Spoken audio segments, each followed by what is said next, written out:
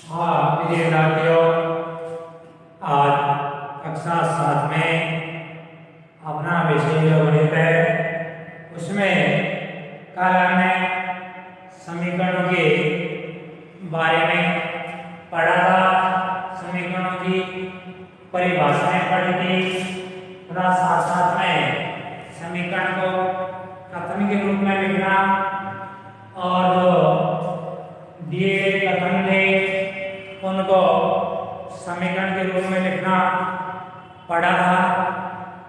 तो उसी क्रम में आज हमें आगे जो समीकरण दिए हुए हैं उन समीकरणों को चरणवाइज स्टेप टू स्टेप चरणवाइज हल करना सीखेंगे कि किस प्रकार इन समीकरणों को हम हल कर पाते हैं।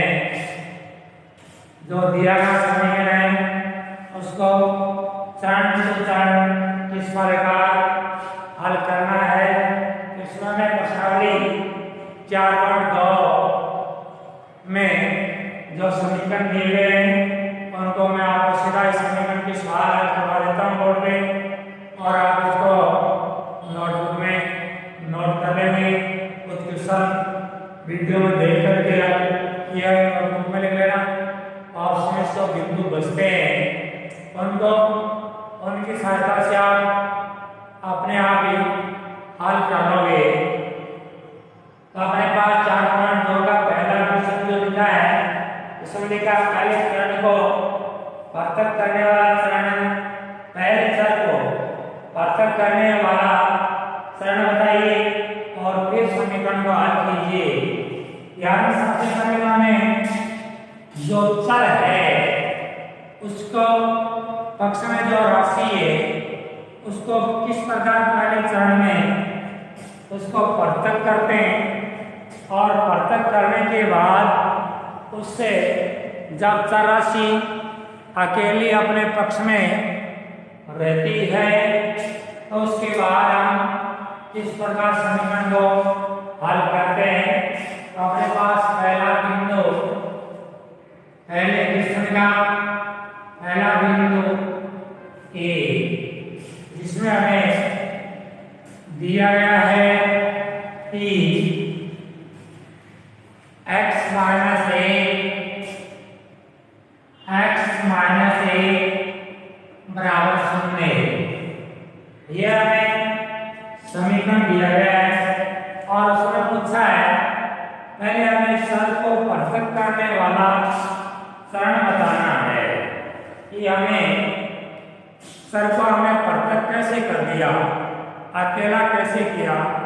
उसके साथ में चर के साथ में जो अचर पद था उस अचर पद को हमने किस प्रकार हटाया है ये बात यहाँ बतानी है। तो इसका पहला चरण है चर को पृथक करना। चर को पृथक करना, इसके लिए हमने क्या किया, दोनों पक्षों में एक जोड़ने और यानी समीकरण के जो दो पक्ष हैं मैंने आपको समीकरण के बारे में कल बताया था। उसको ये भी कहा था कि समता का चिन्ह लगा है उसके दोनों तरफ left hand side and right hand side समीकरण के दो पक्ष हैं, बायां पक्ष और दायां पक्ष। और ये भी कहा था कि इन दोनों के बीच में समता यानी बराबर का चिन्ह लगा होगा और उसके बाद समीकरण को हल करेंगे। अपना पहला एक चरण है, किसान जो समीकरण है उसके जो दो पक्ष है उन दोनों पक्षों में हमें समान संख्या जोड़ सकते हैं, समान संख्या घटा सकते हैं, समान संख्या से गुणा कर सकते हैं, समान संख्या का भाग ले सकते हैं। यानी इसमें समान क्रियाएं की जाती है दोनों पक्षों को, और दोनों पक्षों में समान क्रिया करने से समीकरण में कोई अंतर नहीं आता। जैसे अगर आपके पास दो छात्र हैं और दोनों छात्रों को आप बराबर बराबर टोकन दोगे तो वो उसका संतुलन बना रहेगा। अगर एक को कम और एक को ज्यादा दोगे उसमें उसका संतुलन बिगड़ जाएगा। इसी प्रकार हमें संतुलन बनाए रखने के लिए समीकरण के दोनों पक्षों में एक जैसी क्रियाएं करनी आवश्यक है। तो इसमें हमने समीकरण के दोनों पक्षों में एक जोड़ा, तब ये होगा x माइनस 1 प्लस 1 बराबर 0 प्लस 1। दोनों पक्षों में समान संख्या एक एक जोड़ी गई है और एक एक जोड़ने पर इसमें देखो एक माइनस का और एक प्लस का दोनों बराबर हो गए। केवल अकेली चर बच गई है, यानी चर जो है x वो अकेला बच गया है और शून्य में एक जोड़ने पर एक प्राप्त हो गया। अब हमने देखा कि ये x एक चर अकेली है एक पक्ष में, दूसरे पक्ष में समता के चिन्ह के बाद एक रखा हुआ है x बराबर है, यानी ये चर का मान है और ये समीकरण का हल है। यानी समीकरण का हल हमें x बराबर एक प्राप्त हो गया और पहले चर को प्रत्येक करने के लिए हमने दोनों पक्षों में एक जोड़ा है। उसी प्रकार है इसका दूसरा बिंदु है b, जिसमें लिखा है हमारे पास x प्लस 1 बराबर 0। तो इसमें पहले चरण में क्या करेंगे, चरण नंबर 1 में चर को भाजक करने के लिए दोनों पक्षों में से एक घटाने पर, अब की बार हमने दोनों पक्षों में से एक घटाया है क्योंकि हमें क्रिया के लिए जो चर के पास राशि लिखी हुई है उसका जो चिन्ह है उसके विपरीत चिन्ह से प्रक्रिया करनी है। तो x प्लस 1 माइनस 1 बराबर 0 माइनस 1। आगे वो x बराबर प्लस माइनस 1 बराबर हो गया और उधर माइनस का 1 आ गया। तो ये इस तरह का हल प्राप्त हो गया कि x बराबर माइनस 1 चर का हल है। इसको आप दूसरे रूप में भी हल कर सकते हो, जैसे आपने छठी कक्षा में पढ़ा होगा। मैं इसका दूसरा फॉर्मूला बताऊंगा, जैसे हम इसका कर सकते हैं x प्लस 1 बराबर 0 और हम लिख सकते हैं पक्षांतरण करने पर। हम पक्षांतरण करते हैं तो x बराबर 0 माइनस 1 ये प्लस का है। पक्षांतरण करने में दूसरे पक्ष में जब इसको स्थापित करेंगे तो माइनस का चिन्ह प्लस में होगा, अगर प्लस का चिन्ह तो माइनस में बदल जाता है। इस प्रकार x बराबर माइनस का 1 प्राप्त हो जाता है। ये इस तरीके से भी आप हल कर सकते हो। पक्षांतरण करके भी आप क्वेश्चन को हल कर सकते हो। अगर आपको ये समझ में नहीं आता है तो जैसे मैं आपको बता रहा हूँ, दोनों पक्षों में जोड़ने पर, दोनों पक्षों में घटाने पर, तो इस प्रकार समीकरण को आप हल कर सकते हैं। अब अपने पास इसका मैं अंतिम बिंदु और बता देता हूँ आपको, जिसमें x लिखा हुआ है इसी का पहले का अंतिम बिंदु बता रहा हूं मैं, जिसमें संख्याएं इस प्रकार लिखी हुई जो x बिंदु है, इसका x बिंदु अंतिम बिंदु है y प्लस 4 बराबर माइनस का 4। तो इस समीकरण को हमें हल करना है। तो हमें जो y के पास में जो संख्या है उसके विपरीत चिन्ह की संख्या से हमें यहाँ लिखना है। पहला तो चरण नंबर 1, उसके अनुसार दोनों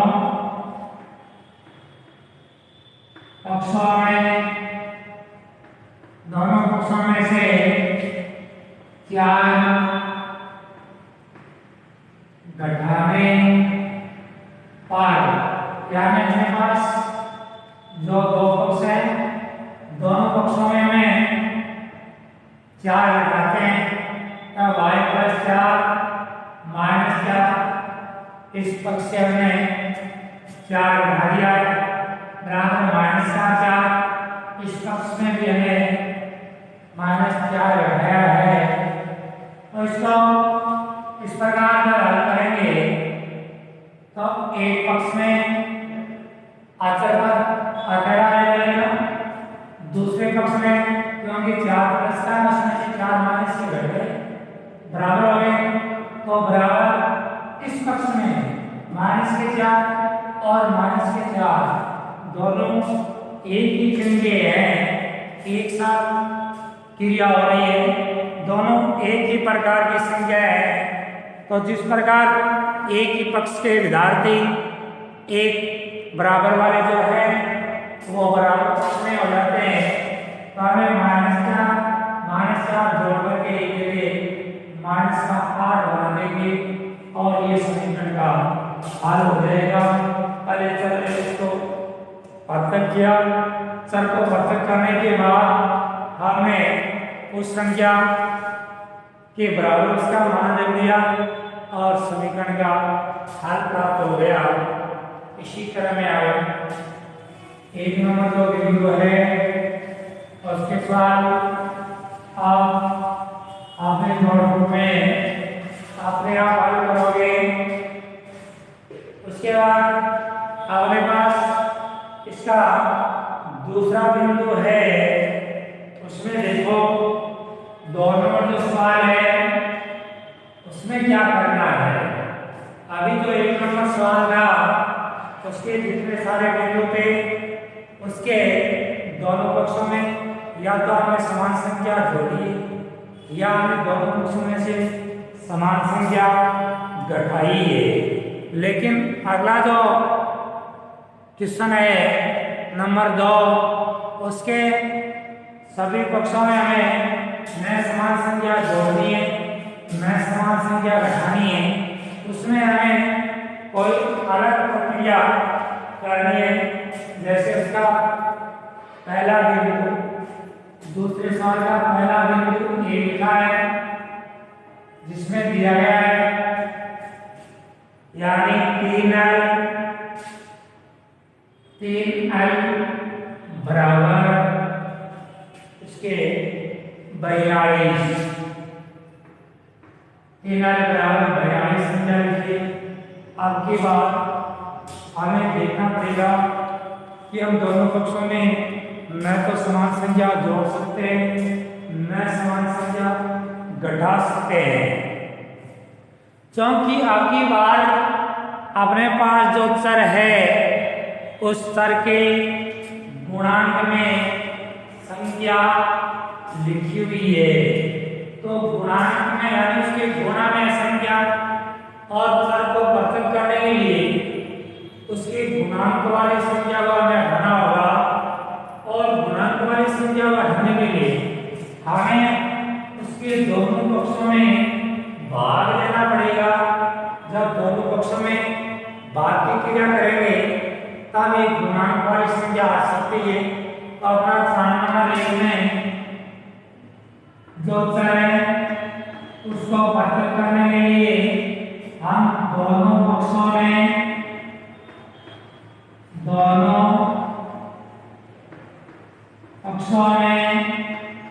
जो x के गुणांक में यानी जो चर लिखी है चर के गुणांक में जो संख्या है उसी उतनी संख्या का दोनों पक्षों में भाग देंगे। तो दोनों पक्षों में का भाग देने पर दोनों पक्षों में 3 का भाग देंगे और इधर हो गया 3l/3 बराबर 42/3, यानी दोनों पक्षों में जो चर राशि का गुणांक था उतनी संख्या का दोनों पक्षों में भाग दे दिया गया है। अगर उसमें भाग रहने पर 3 से 3 कैंसिल हो गए और l बराबर इसमें 3 का भाग दिया तो 42 चर पृथक भी हो गई। चर को पृथक करने के लिए हमें दोनों पक्षों में 3 का भाग दिया है और चर पृथक हो गई। चर का मान भी l बराबर 14 में प्राप्त हो गया। इसी तरह मैं इसका अगला बिंदु आपको बताता हूं। 4 नंबर जिसमें डी लिखा है, बिंदु डी में लिखा है, बिंदु डी में लिखा है 4x बराबर 25, यानी 4x बराबर 25 लिखा है।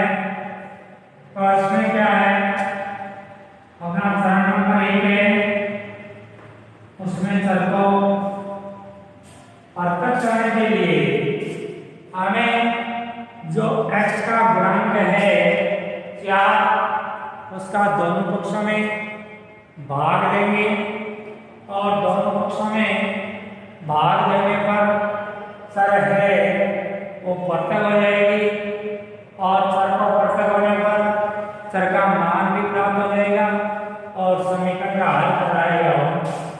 तो दोनों पक्षों में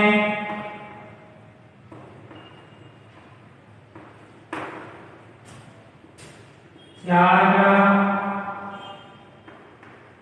भाग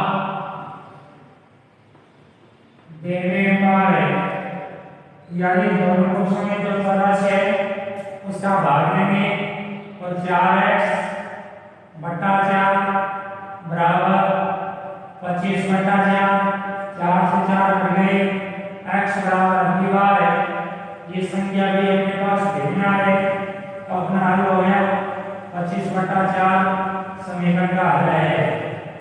यानी समीकरण का हल है वो 25/4 प्राप्त हो गया है और चर राशि को पृथक करने के लिए हमें दोनों पक्षों में 4 का भाग दिया है।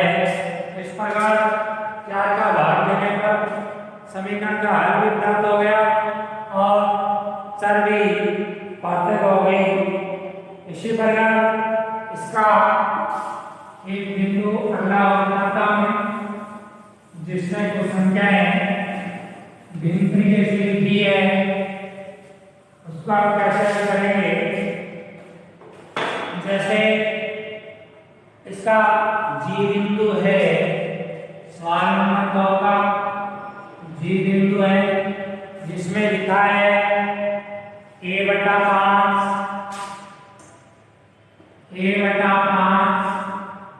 बराबर लिखा है 7/15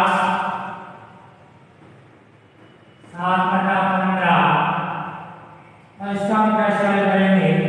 अभी तक जो हम संख्या हल कर रहे थे वो संख्याएं अभी तक या तो चर के प्लस में थी या चर के माइनस में थी या चर के गुणा में थी, लेकिन अब वाली जो संख्या है ये चर के बटा में है तो ये भिन्न संख्या के रूप में होने के कारण हम यहाँ लिखेंगे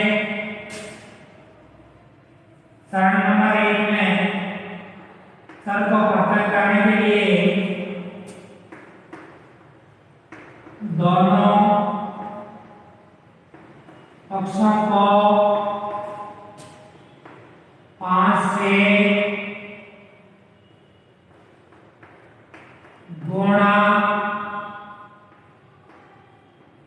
करने पर अगली बार हमें इस स्तर में अपने पास दोनों जो पक्ष हैं उन दोनों पक्षों में जो चर के घटा में संख्या भिन्न में उस संख्या से गुणा करेंगे तो अक्षर है वो प्रत्येक हो जाएगी और समीकरण का हल रहेगा, यानी a/5 × 5 बराबर 7/15 × 5।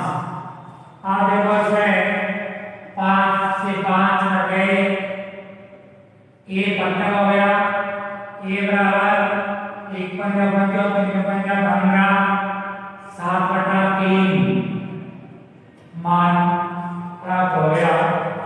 तो विद्यार्थियों इस प्रकार आपको देखना है कि समीकरण में कौन सी प्रक्रिया किस प्रकार आपको करनी है, उसके अनुसार ही सवाल हल करके उस प्रक्रिया से क्वेश्चन को हमें हल करना है ताकि क्वेश्चन सही हो सके।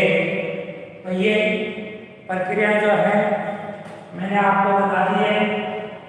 चर को पृथक कर लिए जो आप चर में प्रयोग करेंगे तो उसका कारण भी बता दिया मैंने चर को पृथक करने के लिए। और तीसरा जो सवाल है उसका एक भी उन्हें और बताता हूँ, बाकी आप हल कर लेंगे। तीसरे किस्म का पहला बिंदु है जिसमें लिखा है 3n - 2 बराबर लिखा है 46। तो इसमें हमें साइन के लिए पहला जो पृथक करेंगे दोनों पक्षों में 2 जोड़ने पर, तो दोनों पक्षों में 2 जोड़ेंगे 3n - 2 + 2 बराबर 46 + 2, ये हो गया 3n बराबर 48। अब साइन नंबर दूसरा, साइन नंबर 2, दोनों पक्षों में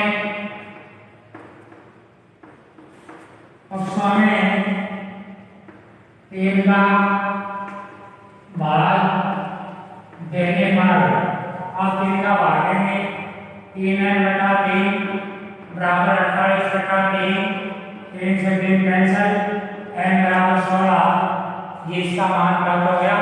और ये नोटबुक में हल करना विद्यार्थियों, और कॉपी स्कूल में भिजाने की कृपा करें ताकि चेक हो सके। मैं बार बार आपको कह चुका हूँ नोटबुक में होमवर्क करना है, इसके बाद अगला चैप्टर कल।